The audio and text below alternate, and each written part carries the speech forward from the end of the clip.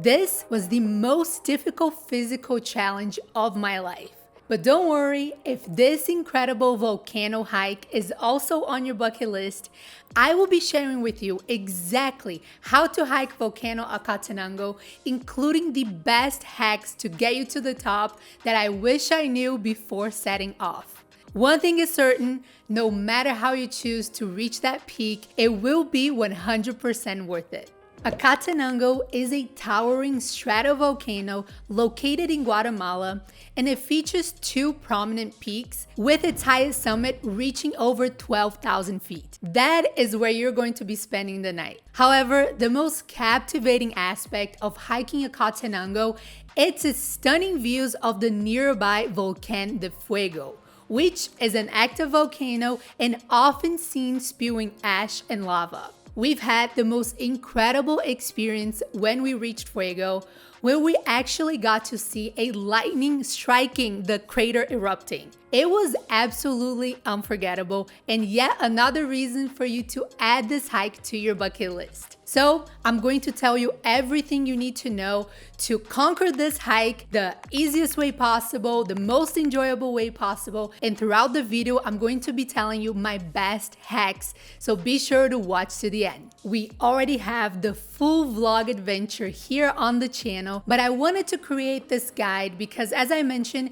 there were so many things I wish I knew before I started the hike that I want to make it easier for you and more enjoyable in this once-in-a-lifetime experience. So make sure to subscribe and go watch that video right after this one, because my husband Sumner and I have been on a full-time world adventure for the past 4 years, and we absolutely love sharing those experiences with you. So without further ado, let's get to it. The most popular way to hike Acatenango is by joining a guided group tour. There are lots of options to choose from, and we chose lava trails for 3 main reasons. Number 1, because we had really great hiking guides that were very patient with us, super helpful and uplifting.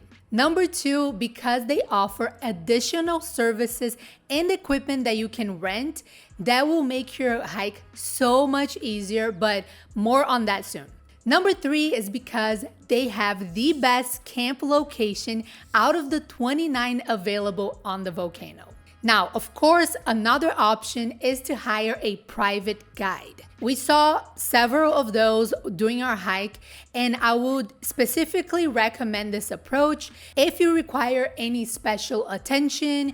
If, let's say, maybe you're older or you think you're gonna move much slower than you would with a group, or simply because you want to go on your own schedule, have your own time wherever you wanna stop, and have your own guide all to yourself as well. Which brings me to hack number 1, and that is to hire a porter. So, as I mentioned, this is an overnight hike. That means you're going to have to take more than you might think on your backpack, including food and water, which can get quite heavy. My biggest regret was definitely not hiring a porter, which is basically a local person that you can pay to hike with you, bringing your backpack. They're going to be hiking alongside you, even if you're going on a group tour. And they're gonna have your backpack. They'll stop when you stop. You can get your water. You can reach your things. So 100% I would recommend this service, not only because it makes your hike easier, but also because 100% of the cost goes to the porter. So that helps support the community as well. The cost is usually about 200 to 250 quetzales. I definitely would not recommend you to hike this volcano on your own. There are lots of group tours for lower budgets as well, if that is an issue. So I would recommend you joining at least one of those, because this hike is very intense. It is about 11 miles with an altitude gain of over 5,000 feet.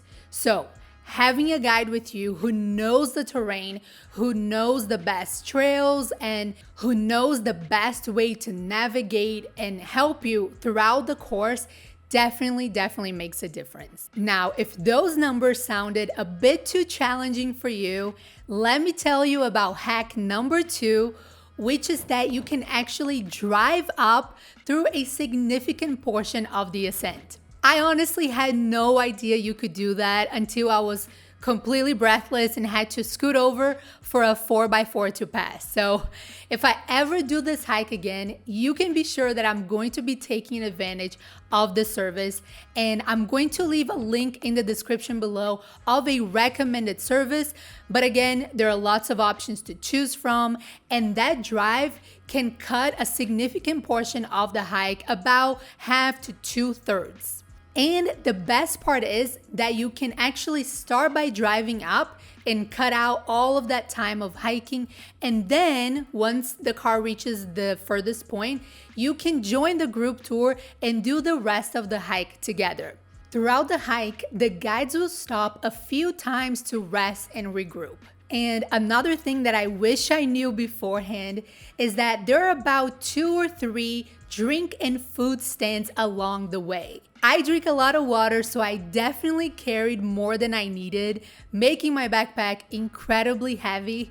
And I wish I knew that I could purchase more along the way, not only on the way up, but also on the way down. They also sell fruits and dry snacks, so be sure to bring some local cash with you if you want to purchase some. Lava trails, as well as other hiking groups, will provide you with all 4 main meals. So breakfast, lunch, and dinner, as well as breakfast on the next day. So during the first bigger ascent, there will be a longer stop for lunch of about 30 to 40 minutes. Now let's talk about gear. 100% you should wear good hiking shoes that have good grip. Now, is that absolutely vital for you to hike?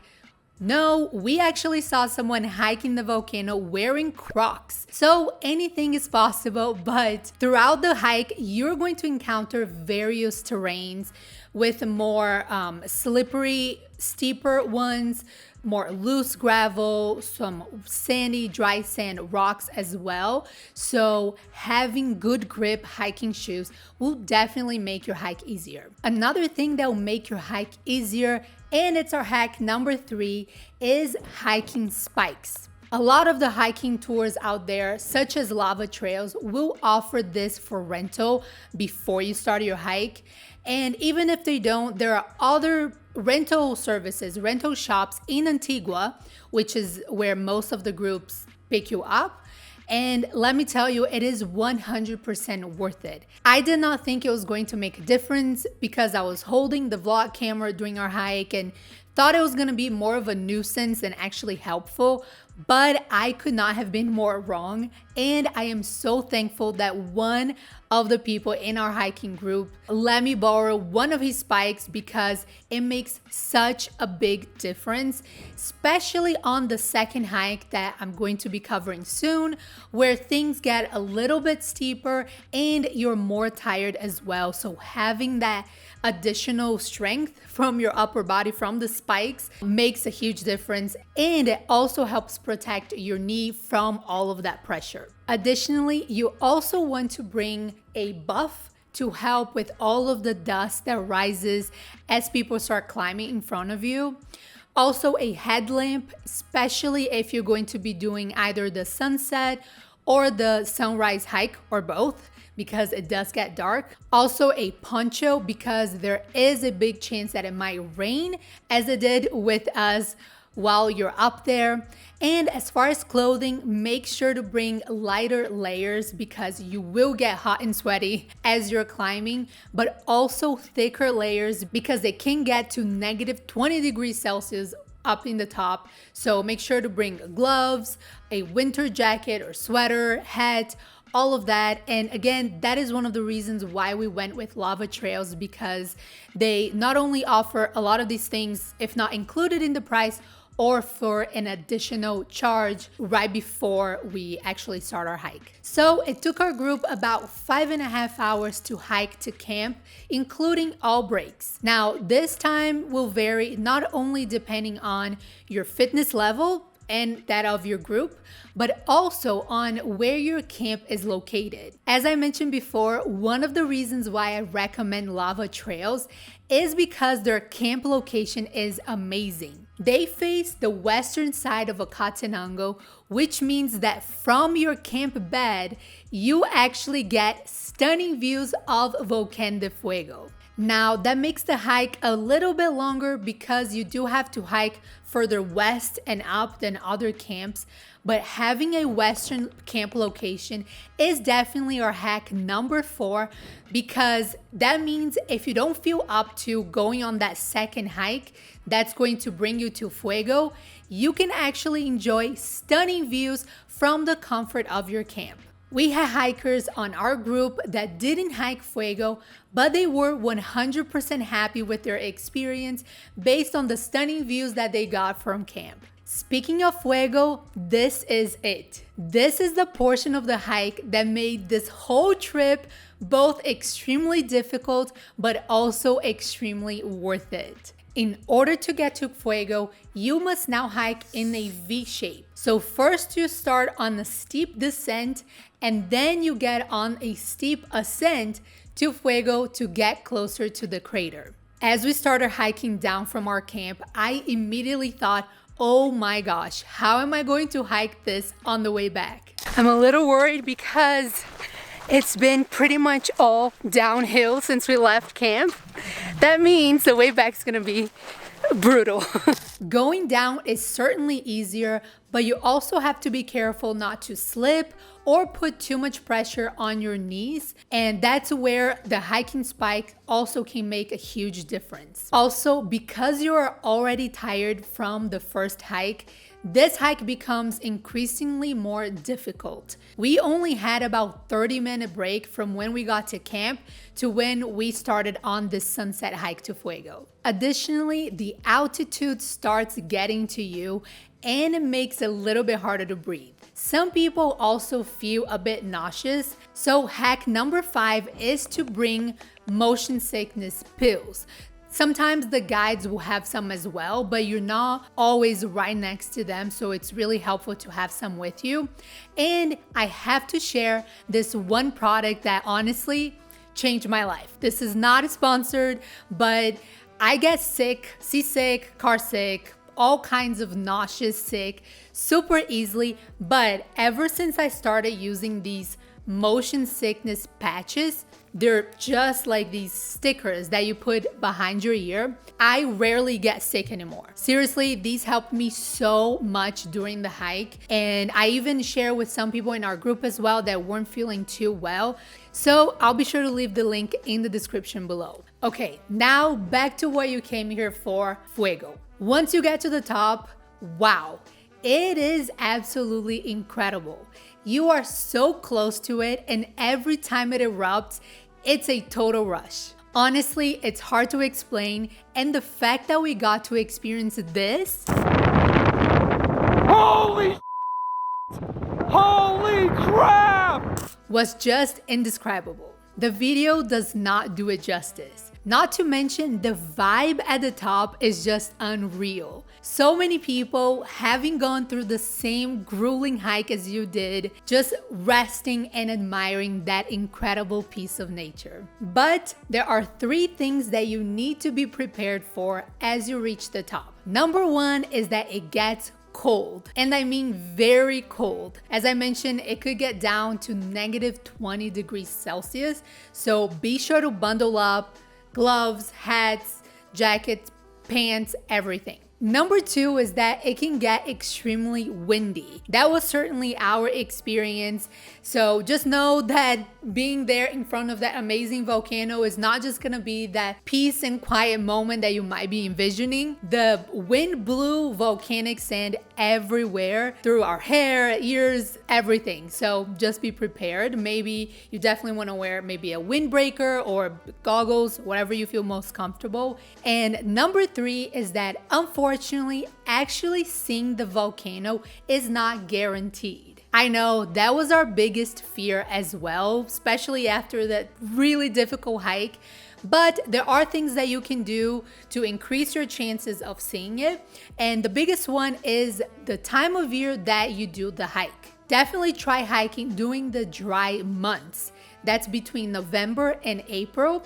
But we actually did this hike in the beginning of May, and we had an amazing experience, so it's not necessarily a done deal. The hike back to camp is the most grueling for sure. You're exhausted, it's dark, it's hard to breathe, and the further you get, the steeper it is. Our entire group agreed that that was the most difficult physical challenge they had ever done, but take your time, breathe deeply through your nose and release it through your mouth, and give it your best final push. Once you make it back to camp, you get to rest, eat, warm up, and sleep.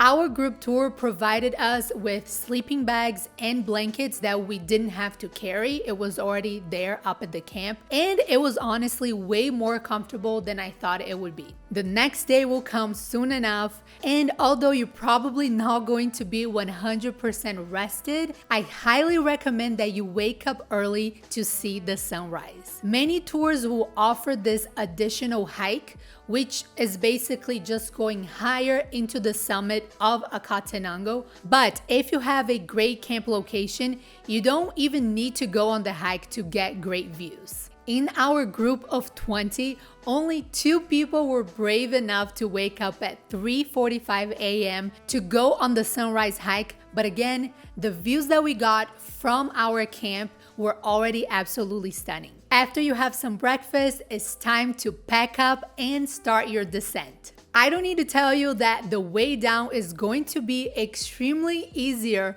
than the way up, but it can also be a bit challenging trying not to slip or hurt your knee. So the 2 best things you can do are either using your hiking sticks to slowly get a good grip as you go down, or going for it and just basically running down the hill. That was Sumner's approach, and mine was definitely using the sticks and going slow and steady. That's it. Now you have everything you need to go on this once-in-a-lifetime experience. It will be so worth it, and you're going to feel so accomplished once you conquer it. Again, I'm going to be leaving all of the links that I mentioned in the description below, and I hope that you found this video helpful. Also, be sure to go watch our entire vlog adventure, seeing it firsthand how this experience was for us. Subscribe to the channel to never miss any of our future videos as well. And thank you so much for watching. God bless you, and I look forward to seeing you at our next destination. Until then, bye!